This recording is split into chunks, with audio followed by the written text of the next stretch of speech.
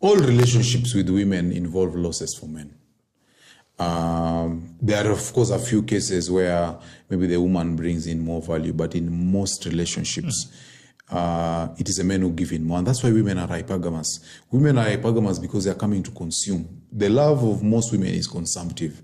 That's why as a man, you must have value. And that's why even this expression of what do you bring to the table, it was something that normally women were presenting or putting to men. What are you bringing to the table? Because a man has to have something. Remember that even an average woman does not want an average man. Average women feel that they're entitled to men who are above average. But men don't mind men actually marry downwards. And that's why now in my books, we talk about economic refugees, for example.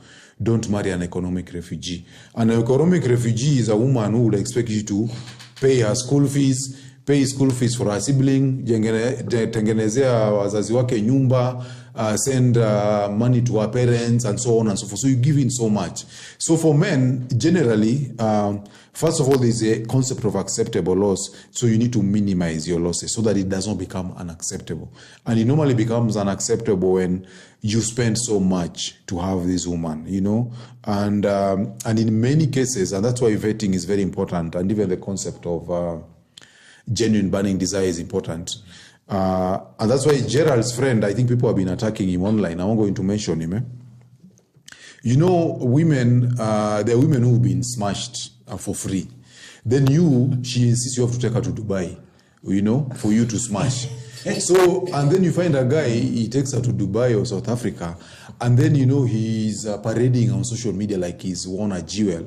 But other men got it for free. So men need to realize that so that you're not, it doesn't become like a form of extortion where you are paying a premium for something that other people are getting for free. So normally, actually, that is one way of determining whether a woman actually loves you or not.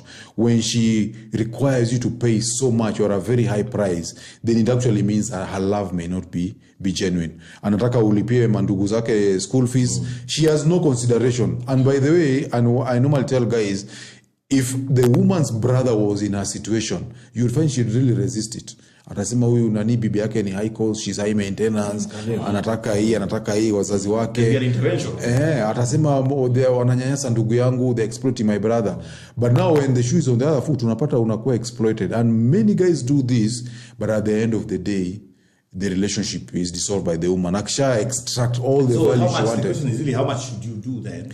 Don't go beyond her. So that you don't turn it into an issue of anger. You see that moment where you find there's someone else. Yes. And all those things come rolling into your head. So there's a guy. There's a guy. So recently he put it this way. He said, "Don't sharpen a spear that is not yours, because it can be used to kill you." Don't do anything that should have been done by her father. Don't take her to school. If her father did not take her to school, don't take her to school. Because when guys take them to school, and you know, with women, I've had a lot of discussion about this thing of empowering women. And I'll give you the example of Christina Susho, since it's online. This woman was married when she was 19. According to her, her mother was worried that she would maybe get pregnant.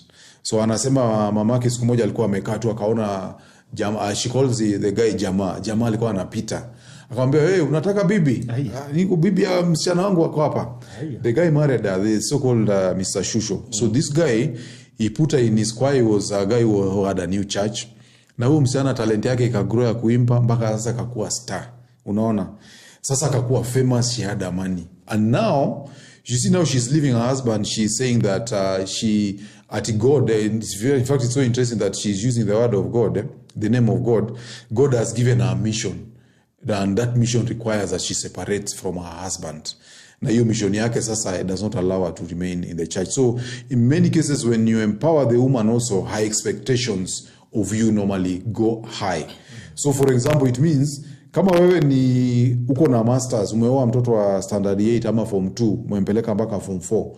You see, now she feels, if she could get you when she was in standard 8, now she has finished form 4, she feels now she needs more than you. she feels you also should also have moved. Nakamoko in the same place, she can actually do better. Because remember, most women, their imperative is to get the best man that they can get. And that sometimes changes with time. So guys need to realize that don't put in too much, do what you can, and also you need to understand female nature for the way it is. Women live in the present, they don't live in the past. You know, most men feel that if you've put in so much in her, she's going to remember in the future, and she's also going to be equally invested, but it doesn't work like that. Okay. Yeah. All right. Dan, keep